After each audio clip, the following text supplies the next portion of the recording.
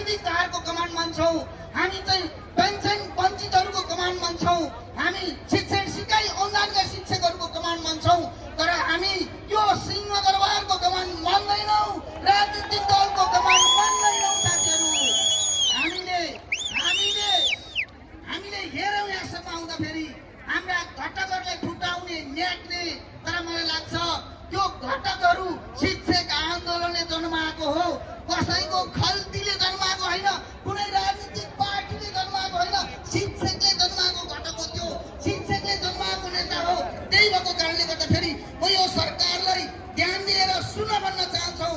हामीले भन्यौँ आज हाम्रा नेताहरू भन्दै गर्नुहुन्छ तिमीहरू घर जाऊ खुरुखुरु गरेर काफी जान्छ भनेर भन्नुहुन्छ। केही नेताहरू अब स्कुलतिर जाऊ, म तिमीहरूलाई हुलाकमा विद्यालय शिक्षा विधेयक पठाइदिन्छु भनेर भन्नुहुन्छ। म यो मासबाट भन्न चाहन्छु, ए नेता हो त्यो भन्ने हिम्मत यो शिक्षकहरूको सभामा आएर भन्ने हिम्मत छ? यो शिक्षकहरूको सभामा, यो शिक्षकहरूको बिचमा आएर भन्ने हिम्मत छ? त्यही भएको कारणले गर्दाखेरि नेताहरूलाई, राजनीतिक दलका नेताहरूलाई म भन्न चाहन्छु, यो देशको सिर्जना गरेको, शैक्षिक पूर्वाधार निर्माण गरेको, यो देशको गुणस्तरीय जनशक्ति निर्माण गरेको शिक्षक हो। हामी तिमीहरूको चाहिँ विगतको जस्तो यो सामन्ती युगको जस्तो हामी दास होइनौँ, हामी तिमीहरूका हली होइनौँ, गोठाला होइनौँ, हरुवा होइनौँ, चरुवा होइनौँ। किनभने लोकतान्त्रिक गणतन्त्रले ती सबै वर्गहरूलाई मुक्त गरिसक्यो। हामी शिक्षक भनेको त चेतनशील प्राणी हो। आज उहाँहरू भन्नुहुन्छ अरे त्यो विषयका समितिहरूमा बहस हुन्छ अरे, अरू सबै कुरा मिलाउन सकिन्छ, पैसाको कुरो मिलाउन सकिन्न रे। र भन्नुहोस्, पैसाको कुरो केही मिल्दैन अरे। उहाँहरू अहिले पनि हामीलाई त्यही चाहनुहुन्छ। हामी पैसा बिना गएर सम्झौता गर्छौँ भने सम्मानीय प्रधानमन्त्री पनि हस्ताक्षर गर्न तयार हुनुहुन्छ। तपाईँहरू मान्न तयार हो?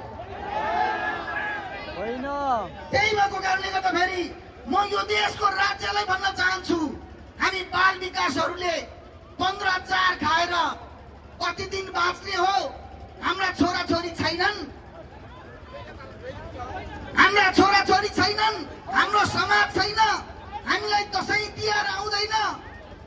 त्यो विद्यालय कर्मचारी 8,000 तल भत्ता खान्छ, तिनका सन्तति छैनन्, तिनीहरू बिरामी हुँदैनन्। आज हामीले देख्छौँ एउटा नेता बिरामी भयो भने, एउटा सांसद बिरामी भयो भने एयर भेन्टिलेटर आउँछ नेपालमा लिनलाई, तर एउटा विद्यालय कर्मचारी 8,000 खान्छ तल भत्ता।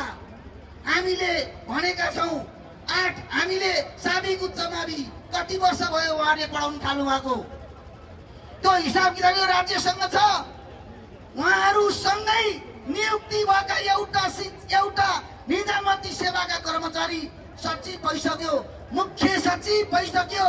बिचरा ऊ गाउँको विद्यार्थीहरूको भविष्य निर्माण गर्न रात र चक र डस्टर लिएर त्यो साबिकको उच्च मावि बसेको छ, राहत बसेको छ। अनि एउटा विशेष शिक्षाहरू बसेको छ, प्राविधिक धारका शिक्षकहरू बसेको छ। हामी देख्छौँ एउटा प्राविको शिक्षक जीवनभरि 32 वर्षसम्म ऊ प्रावि नै भइरहन्छ। तर एउटा सिपाही, एउटा खरिदार, एउटा निजामती एउटा संस्थानको कर्मचारी, आज हामीले देख्छौँ एउटा खरदारबाट सुरु गरेको एउटा निजामती कर्मचारी 32 वर्षसम्म 11औं तहमा पुग्छ, 12औं तहमा पुग्छ। त्यो मन्त्रालय सञ्चालन गर्ने अख्तियार कुनै प्राप्त गरिसक्छ।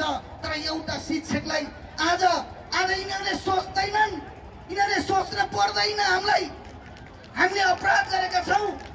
कति वर्ष भयो राहतले विषयवस्तु उठाएको, कति वर्ष भयो विद्यालय कर्मचारीले सवालहरू उठाएको, कति वर्ष भयो बाल विकासले सवाल उठाएको, कति वर्ष भयो त्यो एउटा स्थायी शिक्षा गर्ने बढुवाको कुरा उठाएको। हाम्रो माग कहिल्यै सुनवाई हुँदैन। हामीले सम्झौता गर्यौं, 2067 मा सम्झौता गर्यौं, 2068 मा सम्झौता गर्यौं, 2075 मा सम्झौता गर्यौं, 2078 मा सम्झौता गर्यौं, 2080 मा सम्झौता गर्यौं। तर अहिलेसम्म हामीले के पायौं? यो राज्यबाट के पायौँ हामीले, हामीलाई किन झुक्क्याइएको छ? अब हामी उधारो मान्दैनौँ, अब हामी उधारो मान्दैनौँ। हामीले भनेका छौँ हामी वार्तामा बस्छौँ, तर वार्तामा बस्नुभन्दा अगाडि केही शर्तहरू छन्, हाम्रा शर्तहरू छन्। त्यो क्याबिनेटले पास गरेर सक्ने विषयवस्तुहरू पास गर अनि हामी वार्तामा बस्छौँ, अनि हामी वार्तामा बस्छौँ।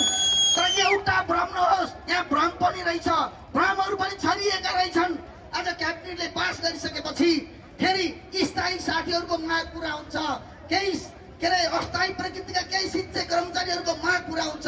राहतहरू, साबिक उच्च माविहरू, विशेष शिक्षाहरू, प्राविधिक धारका शिक्षकहरू र विशेष अनि के अरे शिक्षण सिकाइ अन्य अस्थायीका शिक्षकहरू बाटोमा अलपत्र पर्छन् भनेर चाहिँ हल्ला फिजाइएको रहेछ। तर म के भन्न चाहन्छु भने सबै प्रकृतिको माग र मुद्दाहरू सम्बोधन नभएसम्म तपाईहरूले पनि एउटा प्रतिज्ञा गर्नुहोस्, एक मुष्ट हुन्छ, प्याकेजमा हुन्छ, खण्ड खण्ड हुँदैन। हाम्रो आन्दोलनलाई खण्डीकृत गर्ने हामीलाई छुट छैन। त्यही भएर तपाईँहरू देशमा कति पनि विचलित नहुनु होला। सबै समुदायहरू एकताबद्ध भएर अगाडि बढ्नको लागि पनि म हार्दिक अनुरोध गर्न चाहन्छु। साथीहरू, हामीले आजसम्म त्यो सरकारले लगाएको पुलिस अथवा हामी सुरक्षाकर्मीको वरिपरि हामी हिँडिरहेका छौँ। हामीले एउटा सिङका पनि बढी भाँचेका छैनौँ। हामीले कानुन मानेका छौँ, हामीले सिंहदरबार खोजिरहेका छौँ। हामीले सिंहदरबार खोज्यौँ, हामीले प्रधानमन्त्री खोज्यौँ, शिक्षा मन्त्रीहरू खोज्यौँ, अर्थमन्त्रीहरू खोज्यौँ। तर यो सरकारले हामीलाई हल्ला गर्ने बाहेक हामीलाई केही सुनेन। अब हामी के गर्ने? ल भन्नुहोस्, तपाईँहरूले भन्नुहोस्, अब हामी के गर्ने? अब के गर्ने हो? आन्दोलनको स्वरूप फेर्ने। हामी सधैँ माइतीघरदेखि एभरेस्ट होटेलसम्म आएर बसिरहने हो कि सरकार खोज्न सिंहदरबार जाने हो? यो सरकारले सुने हुन्छ अब हामी सिंहदरबार जानेछौँ। हाम्रो माग अब पुरा गरेन भने हामी सिंहदरबार जानेछौँ। अब सिंहदरबार जानेछौँ। सिंहदरबारमा गएर हामीले प्रधानमन्त्री खोज्छौँ, सिंहदरबारमा गएर हामीले शिक्षा मन्त्री खोज्छौँ। यो घेरा हामी तोड्छौँ। अब यो गरेर अब हामीले तोड्नुपर्छ। यदि साँच्चै हाम्रा मागहरू त सुनेर भन्यो भने हाम्रो माग र हामीले कमान्डरको आदेश मागिरहेका छौँ, शिक्षक महासङ्घको अध्यक्षको आदेश मागिरहेका छौँ। अब हामी धैर्यता हाम्रो धैर्यताको बाँध टुट्न लागिसक्यो। त्यही भएको कारणले गर्दा फेरि म साथीहरूलाई के अनुरोध गर्न चाहन्छु भने यो सरकारले फेरि सुने हुन्छ, यो सरकारले सुने हुन्छ। हामीले भनिरहेका छौँ, हामीले पटक पटक 3वटा अवसरहरू दिइरहेका छौँ। पहिलो अवसर भनेको अध्यादेश, दोस्रो अवसर भनेको विशेष अधिवेशन, तेस्रो अवसर भनेको यो वर्ष के अरे बजेट अधिवेशनलाई छिटोभन्दा छिटो जारी घोषणा गर्ने। यो 3वटा अवसरलाई मानेर यदि यो सरकारले छिटोभन्दा छिटो गरेन भने त्यसको परिणाम यो सरकारले भोग्नेछ। अन्तिममा म साथीहरूले के अनुरोध गर्न चाहन्छु भने विगतमा तपाईँहरूले हामीलाई शङ्का गर्नुहुन्थ्यो, अब हामी बस्छौँ, हामी तपाईँहरूप्रति शङ्का गरिरहेका छौँ। यो मास भोलि कम हुन्छ कि हाम्रो शक्ति कम हुन्छ कि हाम्रो आशंका के छ? हामी भनेका छौँ, हामी घटक संस्थाका अध्यक्षहरूले भनेका छौँ, अरू भएन भने पनि महासङ्घको 4 जना हामी 15 अध्यक्षहरू यहीँ मर्न तयार छौँ। हामीले भनेका छौँ यहीँ मर्न तयार छौँ। अरू साथीहरूले हामीलाई विश्वास गर्नुभयो भने पनि यही सडकमा सुतेर हामीलाई मृत्यु प्यारो छ, तर आत्मसमर्पण प्यारो छैन। विद्यालय शिक्षा विधेयक नल्याएसम्म तपाईँहरू नफर्किने कसम खानुहोस्। फर्किनु भन्नुहोस् तपाईँहरू, हामी पनि मर्न तयार छौँ। विद्यालय शिक्षा विधेयक नल्याएसम्म हामी फर्कन्नौँ। म साथीहरूलाई त्यो अनुरोध गर्दै म बिराउन चाहन्छु। हस्त धन्यवाद। नमस्कार।